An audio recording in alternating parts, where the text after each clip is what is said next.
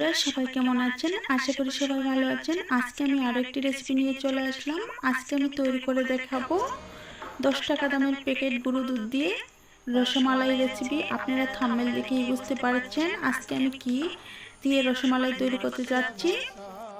আজকের রেসিপি যদি ফলো করেন আপনাদের রসমালাই এখন থেকে আর ভাঙবেও না, গলবেও না। আর এই রেসিপিটি দেখার পর আপনারা আর কোনোদিনও রসমালাই বানাতে ব্যর্থ হবেন না।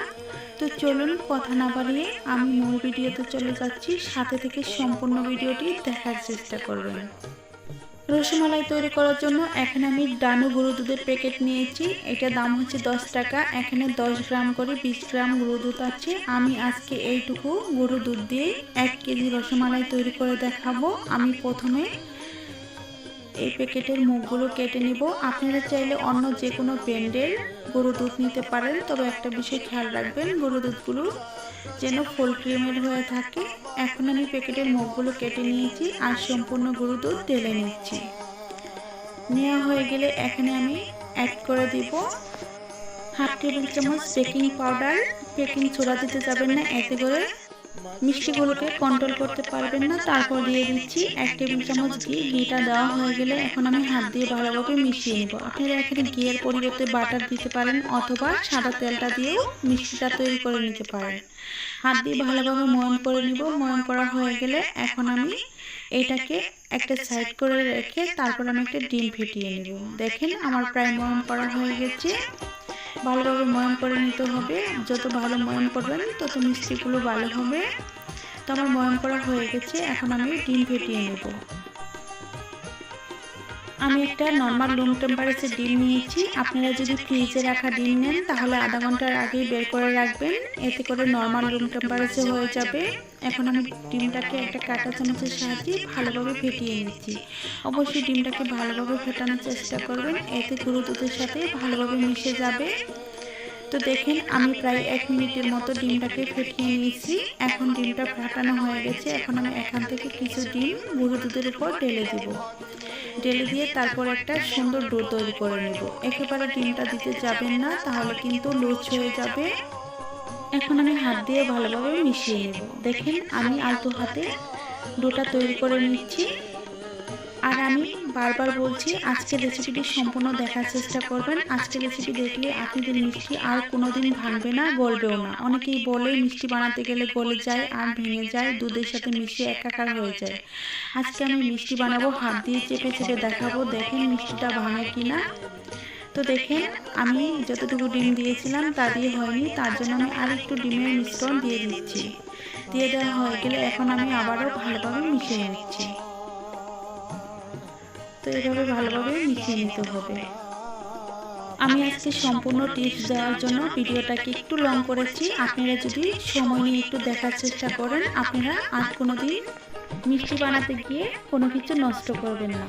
তো আমার মিষ্টির ডোটা রেডি হয়ে গেছে। এখন আমি হাতে গোনা 5 মিনিট রেস্টে দিব। দেখেন আমার এতটুকু ডিম বেঁচে গেছে, একটা ডিমের অর্ধেক ডিম লেগেছিল।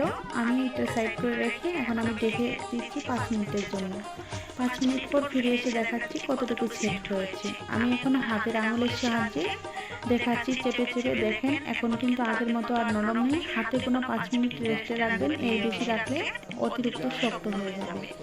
এখন আমি হাতের আঙুলের সাহায্যে একটু করে ডো নিয়ে তারপর আমি মিষ্টিগুলো তৈরি করে নেব। তো মিষ্টি তৈরি করার আগে হাতে একটু ঘি অথবা তেল লাগিয়ে নেবেন, এতে করে হাতে আর এক্সট্রা ডো লাগবে না। দেখেন আমি হাতের আঙুলের সাহায্যে চেপে চেপে প্রথমে গোল করে নিয়ে তারপর হাতের তালুতে ঘুরিয়ে ঘুরিয়ে গোল করে মিষ্টি বানিয়ে নিচ্ছি। দেখেন কতটা সুন্দর হয়েছে আর একদমই ফাটল সৃষ্টি হয়নি। আমি একটা মিষ্টি বানিয়েছি আর একটি মিষ্টি আপনাদের সুবিধার্থে বানিয়ে দেখাচ্ছি।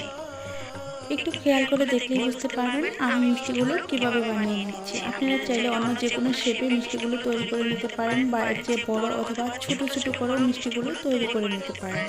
তো আমি একইভাবে 2টি মিষ্টি বানিয়েছি। আমি এইভাবে সবগুলো মিষ্টি বানিয়ে তারপর ফিরে এসে দেখাচ্ছি সবগুলো মিষ্টি বানানোর পর কেমন হয়েছে। আমার এখানে প্রায় 40টি মিষ্টি হয়েছে 2টা গুঁড়া দুধের প্যাকেট থেকে। দেখেন এখন মিষ্টিগুলো কত সুন্দর লাগছে। এখন আমি এটা সাইড করে রেখে চুলায় চলে যাব মিষ্টিগুলো সেদ্ধ করার জন্য। চুলায় আমি আগে থেকে একটা হাঁড়ি বসিয়ে রেখেছি আর এখানে 700 গ্রাম দুধ নিয়েছি। আপনারা চাইলে কমিয়ে বাড়িয়ে নিতে পারেন। তো কম দুধের মধ্যে মিষ্টিগুলো সিদ্ধ হতে একটু অসুবিধা হবে, তার জন্য একটু বাড়িয়ে নেওয়ার চেষ্টা করবেন। আমি এখন দুধটাকে নেড়ে চেড়ে ফুটিয়ে নিয়ে তারপর এখানে আমি অ্যাড করে দেব স্বাদ মতো চিনি। আপনারা যেভাবে মিষ্টি খাবার পছন্দ করেন সেই অনুযায়ী মিষ্টিটা দিয়ে দিবেন। তারপর আমি এখানে অ্যাড করে দেব একটু লবণ। আপনারা যারা মিষ্টি খাবার লবণ পছন্দ করেন তারা দিবেন, আর যারা পছন্দ না করেন তারা স্কিপ করতে পারেন। তারপর আমি আবারও 2-3 মিনিটের মতো নেড়ে চেড়ে দুধটাকে বলক তুলে নেব।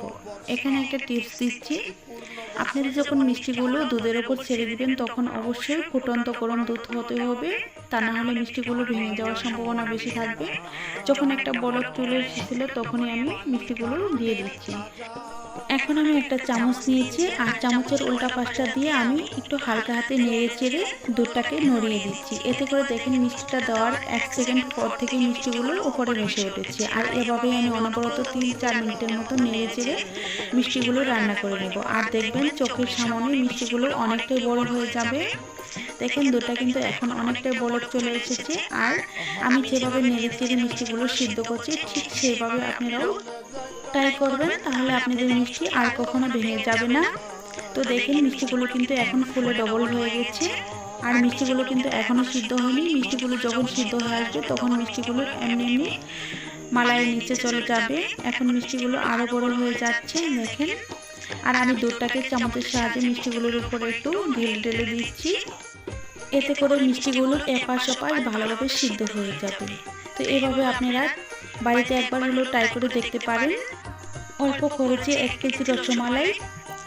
আর আমি যেভাবে বানাচ্ছি এভাবে আপনারা বানিয়ে দেখে নেন এরপর থেকে মিষ্টি ভেঙে যায় কিনা। অনেকেই কমেন্টে জানিয়েছে যে মিষ্টি যখন আমরা মালাইতে দিই তখন কিন্তু মিষ্টিগুলো গলে একাকার হয়ে যায়। আর আজকের রেসিপি তাদের জন্য যারা মিষ্টি বানাতে ব্যর্থ হয়েছেন বারবার, আর যারা বানিয়েছেন তাদের জন্য আরও ভালো টিপস পাওয়ার জন্য। এর ফাঁকে আমি 5 মিনিটের জন্য ঢেকে দিয়েছিলাম, আর 5 মিনিট ঢেকে দিয়ে রান্না করলে মিষ্টিটা সেদ্ধ হয়ে যাবে। আপনারা হাতে গোনা 5 মিনিটই ঢেকে দিয়ে রান্না করবেন, এর বেশি রান্না করলে কিন্তু মিষ্টিগুলো ভেঙে যাবে। তো দেখেন আমি মিষ্টি তুলে দেখাচ্ছি মিষ্টিগুলো কতটা সুন্দর হয়েছে। এখন আমি চুলাটা বন্ধ করে দিব, বন্ধ করে দিয়ে তারপর আমি 15 মিনিট পর ফিরে এসে তারপর সার্ভ করে দেখাচ্ছি। আমি এখন 15 মিনিট পর ফিরে আসলাম আর একটা সার্ভিং ডিশ নিয়েছি। এখানে আমি মিষ্টিগুলো নিয়ে নিচ্ছি। দেখেন মিষ্টিগুলো কতটা সুন্দর হয়েছে, অনেকটা রস খেয়ে একদম টুসটুসে হয়ে গেছে। এখন আমি একটু মালাই দিয়ে দেখাচ্ছি, দেখেন কতটা সুন্দর হয়েছে। আর আমি এখন মিষ্টি কেটে দেখাবো ভিতরে কতটা সুন্দর হয়েছে। আর একদম দোকানের চেয়েতেও ভালো মিষ্টি রেসিপি হয়েছে। এখন আমি একটা প্লেটে তুলে তারপরে কেটে দেখাচ্ছি। আমি তার সাথে বলছি, যদি আমার রেসিপিটি ভালো লেগে থাকে প্লিজ দয়া করে চ্যানেলটিকে সাবস্ক্রাইব করে দিবেন আর পাশে থাকা বেল বাটনটি অন করে রাখবেন আমার চ্যানেলের ভিডিও সবার আগে পাওয়ার জন্য। আমার চ্যানেলে আরও কিছু মিষ্টি রেসিপি আছে, আপনারা সেগুলোও দেখে নিতে পারেন। আর দেখেন মিষ্টিগুলো কাটার পর ভিতরটা কতটা সুন্দর হয়েছে। আর দেখেন একটা মিষ্টি চেপে দেখাচ্ছি কতটা রসালো হয়েছে। আমি চাপ দেওয়ার পরেও কিন্তু মিষ্টিগুলো ভেঙে যায়নি, তার মানে একেবারে ঠিকঠাক হয়েছে। আজকে মিষ্টি রেসিপিটি একটু লং হয়েছিল, এর জন্য আমি আগেই বলছি যে আমি অনেকগুলো টিপস দেব, তার জন্য মিষ্টি রেসিপিটি একটু লং হয়েছে। এখন দেখেন আমি আরও কিছু মিষ্টি চেপে দেখাচ্ছি কতটুকু মালাই খেয়েছে। আজকের রেসিপিটি কেমন হয়েছিল কমেন্টের মাধ্যমে জানাবেন, আর ভালো লেগে থাকলে একটা লাইক দিবেন। আর সম্পূর্ণ ভিডিওটি দেখার পর ভালো লাগলে চ্যানেলটিকে সাবস্ক্রাইব করে দিয়ে পাশে থাকা বেল বাটনটি অল ক্লিক করে রাখবেন আমার চ্যানেলের ভিডিও সবার আগে আপনার কাছে পৌঁছে যাওয়ার জন্য। তার সাথে ভিডিওটি শেয়ার করার চেষ্টা করবেন, দেখে অন্তত কেউ না কেউ উপকৃত হবে। আজ এ পর্যন্তই, ভালো থাকবেন, সুস্থ থাকবেন এই কামনা করে বিদায় নিচ্ছি। খুদা হাফেজ।